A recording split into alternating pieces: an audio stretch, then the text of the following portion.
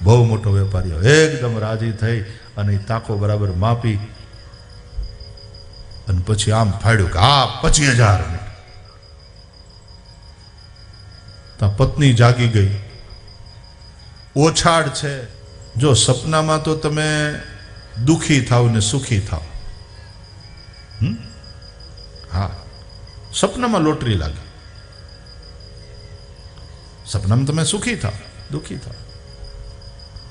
કાપડનો વેપારી રાતના હૂતો તો સપનું આવ્યું કે ક્યાંકથી બહુ મોટા ઘરાક આવ્યા અને એને આમ તાકા દેખાડ્યા બધા. એમાં અમુક ક્વોલિટીનું એને ગમી ગયું અને એ કહે કે આપણે આનો 25,000 મીટર આ આપો, 25,000 મીટર આ, 25,000 મીટર આ અને 25,000 મીટર આ.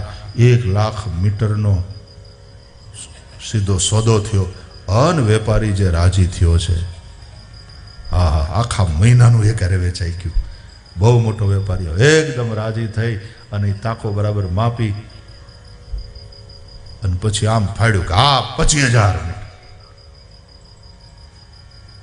તા પત્ની જાગી ગઈ. ઓછાડ છે. અડધી રાતે હું આ ફાડવા મળ્યા. સપનામાં મોટો સોદો ને મોટો નફો હતો, જે સુખ હતું, એ જાગ્યા પછી જોયો ઘરે આ 500 ને ફાડી નાખ્યું. નુકસાન. બાકી સંસારમાં થનાર દરેક સોદો અંતે મોંઘો પડે છે સાહેબ. ક્રોધ વધારે મહત્વનો કે તમારા શ્વાસ વધારે મહત્વનો? કોની કિંમત વધારે?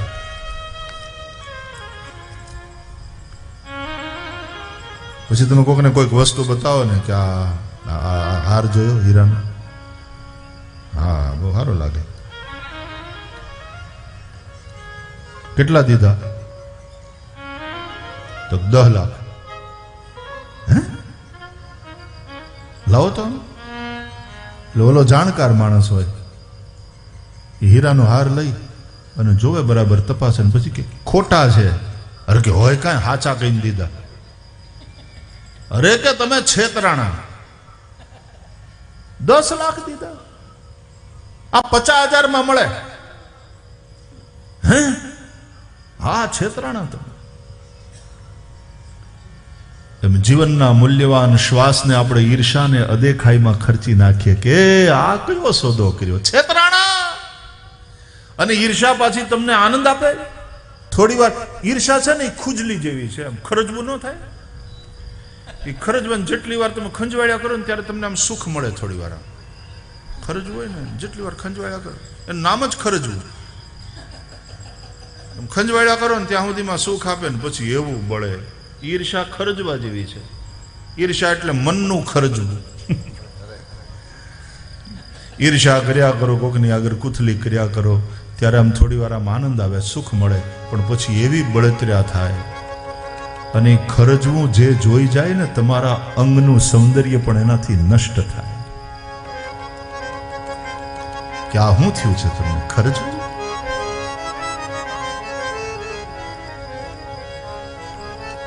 ये सौदा बहुत महंगा है. વાસનામાં તમે જે જીવનના મૂલ્યવાન શ્વાસને ખર્ચી નાખ્યા અને વાસનાથી, વિષય સુખથી શું મળ્યું? એક ક્ષણિક આનંદ. અને ક્ષણિક આનંદમાં એમાં પાછા આ મૂલ્યવાન શ્વાસો તો ખર્ચાયા, પણ થોડા કમજોર ભી હુએ આપ. એટલે એમ કહેવાનું મન થાય ને, છેતરાણા.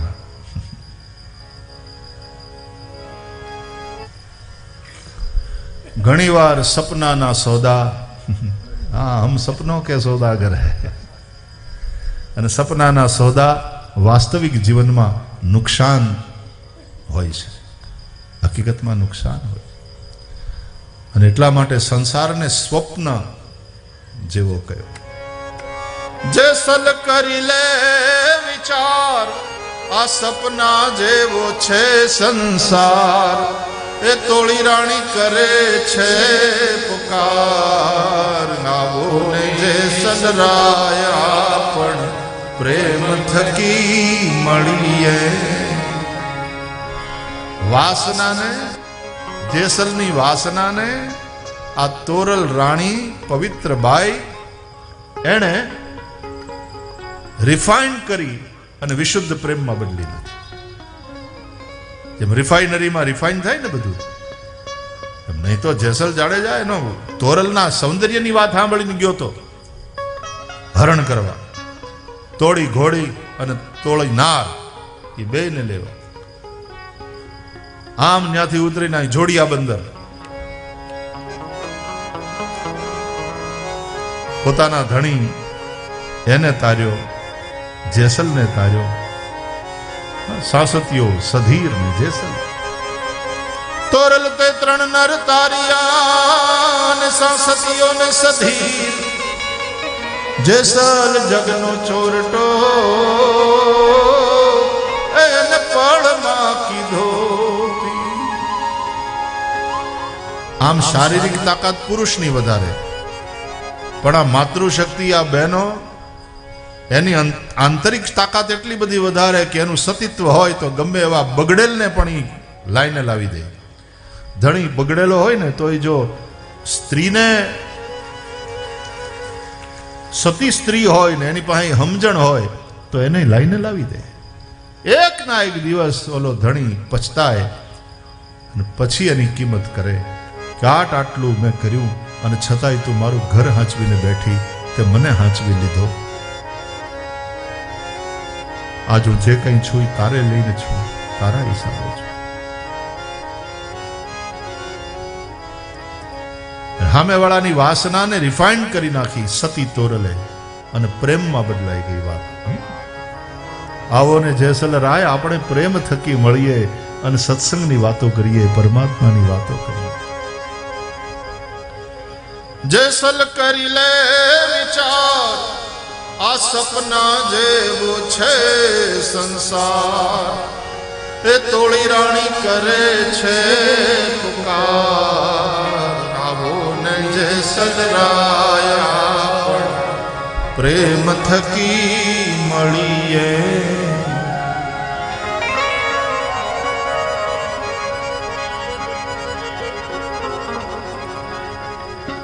જો તને અજવાળે રૂડા દાન દઈએ, હા એ હા રે હા. તમે જોઈ જોઈને વસ્તુ વરજો વીરા મારા રે,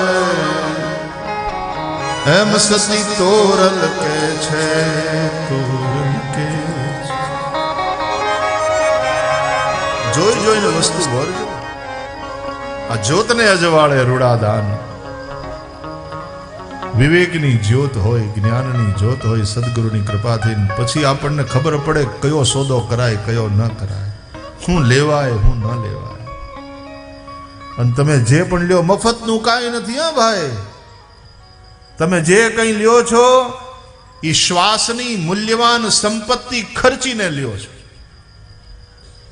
તમે ક્રોધ કરો તો પણ એ ક્રોધ તમારા મૂલ્યવાન શ્વાસોને ખાઈ જાય છે. શ્વાસ ખર્ચાય છે, એમાં લોભમાં શ્વાસ ખર્ચાય છે, વાસનામાં શ્વાસ ખર્ચાય છે, ઈર્ષા અદેખાઈમાં શ્વાસ ખર્ચાય છે. कौन सा सौदा करना चाहते हो? याद रहे, વેપારી એટલે જાજુ લઈને થોડું દે ઈ વેપારી. સીધી વાત છે ને. 1.5 રૂપિયો તમારી પાસેથી લઈને તમને 1 રૂપિયાની ચીજ દે તો 8 આના કમાય ને. એ તો વેપારી છે.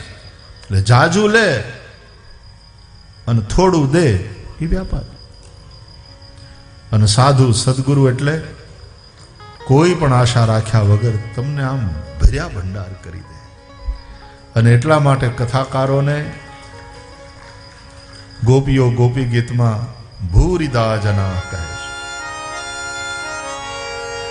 તવ કથામૃતમ તવ જીવનમ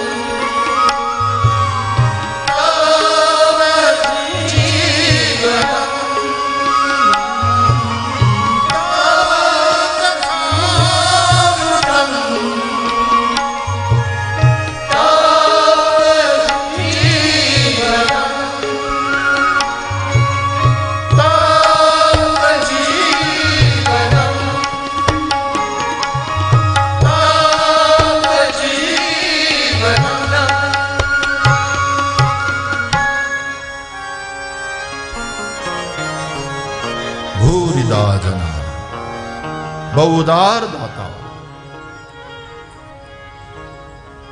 સાધુ સંત સદગુરુ કથાની વ્યાસપીઠ આપણને જે આપે છે એના બદલામાં આપણે શું આપી દઈએ છીએ?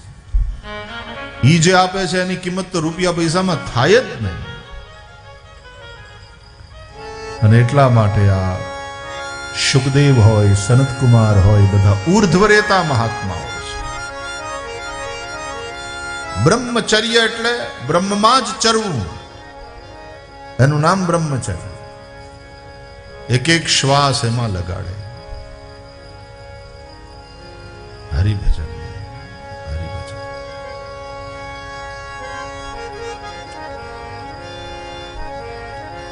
તો જાગ્રત અવસ્થા ગોકુળ, સ્વપ્ન અવસ્થા મથુરા અને સુષુપ્તિ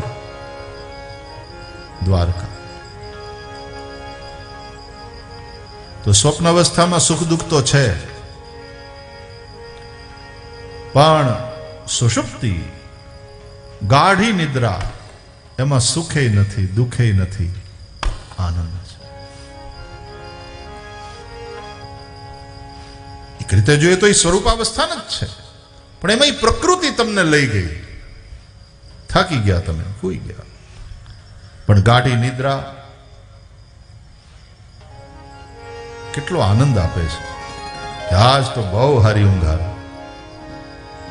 અને એટલા માટે તે આપણે સૂતા પહેલા શુભરાત્રી, ગુડ નાઇટ, સ્લીપ વેલ, સ્લીપ ટાઈટ આવું કહીએ છીએ. હવે સાઉન્ડ સ્લીપ.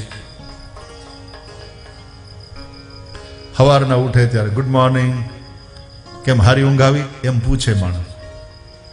અરે કે બહુ મજાની ગાઢ ઊંઘ આવી, ઘોડા બેચ કે સો ગયે.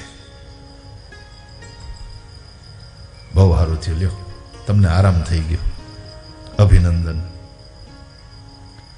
સુખ દુઃખ બધાથી મોક્ષ, એટલે દ્વારકા મોક્ષપુરી છે.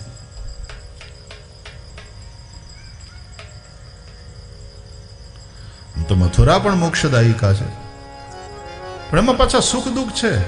બોલી આમ જાગૃતિ વાળી માથાકૂટ નથી, બરાબર છે, પણ સુખ દુઃખ તો છે.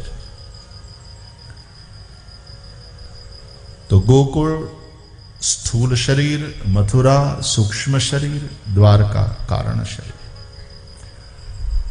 ચૈતન્ય આત્મા શ્રી કૃષ્ણ ત્રણેય જગ્યાએ લીલા કરે છે. વિશુદ્ધ મને વસુદેવ દેવમયી બુદ્ધિએ દેવકી. મન વિશુદ્ધ થશે સત્કર્મ કરતા રહેવાથી, બુદ્ધિ દેવમયી થશે સત્સંગ કરતા રહેશો તો. એટલે ડોંગરે બાપજી કહેતા કે બીજું બધું ભલે છૂટે, બે વસ્તુ ન છોડશો, સત્કર્મ અને સત્સંગ. વહેલી સવારે ઉઠી કલાક દોઢ કલાક સત્કર્મ કરો, પૂજા પાઠ, દેવ દર્શન, ધર્મ ધ્યાન જે તમે કરતા હો, અને સાંજે કલાક દોઢ કલાક સત્સંગ કરો. સત્સંગથી મન વિશુદ્ધ થાય, એ જ વસુદેવ. સત્કર્મથી મન વિશુદ્ધ થશે વસુદેવ, સત્સંગથી બુદ્ધિ તમારી દેવમયી થશે, એ જ દેવકી. એના લગ્ન થયા અને ત્યારે ચિત્તના દેવ ભગવાન શ્રી કૃષ્ણ પ્રગટ થયા મથુરામાં. વૃંદ અને ગોપાલ કૃષ્ણ પરમ ચૈતન્ય એની હારોહાર હોય. એ હારે વાંસળી રાખે ને હારે છડી રાખે. ક્યારેક નાદથી એને ટેરે બોલાવે, ન માને તો છડી. ઇન્દ્રિયોનો સંયમ હોવો જોઈએ.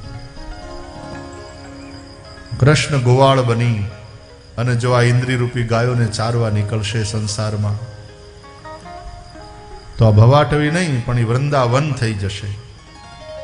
અને એમાં કયો શબ્દ સાંભળવો, કયો સ્પર્શ, કઈ ગંધ,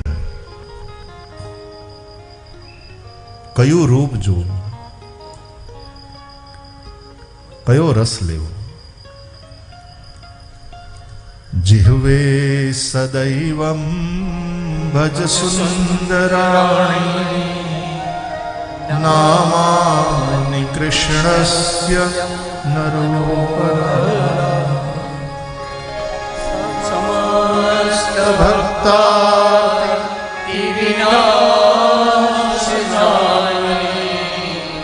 ગોવિંદ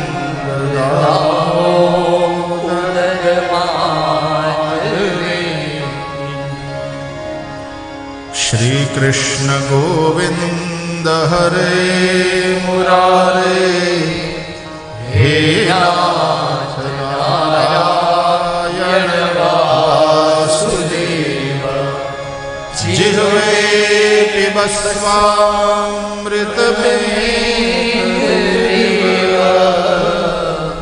ગોવિંદ દામોદર માધવે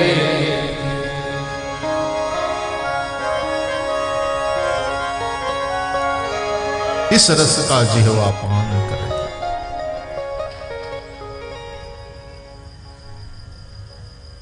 गोकुल गो એટલે ઇન્દ્રિયો, કુલ એટલે સમૂહ. ગોકુલ ગો એટલે ગાયો, કુલ એટલે સમૂહ. ગૌશાળા ગોકુલનો અર્થ. ગોકુલ ઇન્દ્રિય સમૂહ, ગોકુલ ગામ.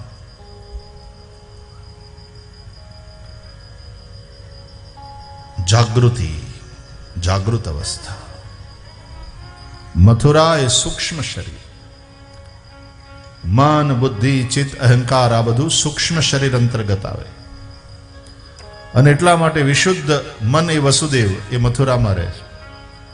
દેવમય બુદ્ધિ દેવકી મથુરામાં રહે છે. કૌંસ અહંકાર દેહાભિમાન મથુરામાં રહે છે. પણ એ અહંકાર દેહાભિમાન રાજા બની બેઠો છે. સૌથી વધારે માધ્યમ કોનું? મનનું. ચિત્ત તો ભગવદ રૂપ છે જ, પણ કૃષ્ણ મનના દેવ ચંદ્રમા અને કૃષ્ણ ચંદ્રવંશી છે.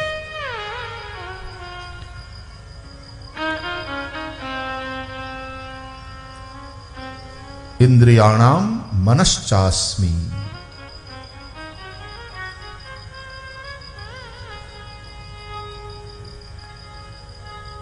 આ બધા મથુરામાં એટલે કે સૂક્ષ્મ શરીરમાં રહે છે.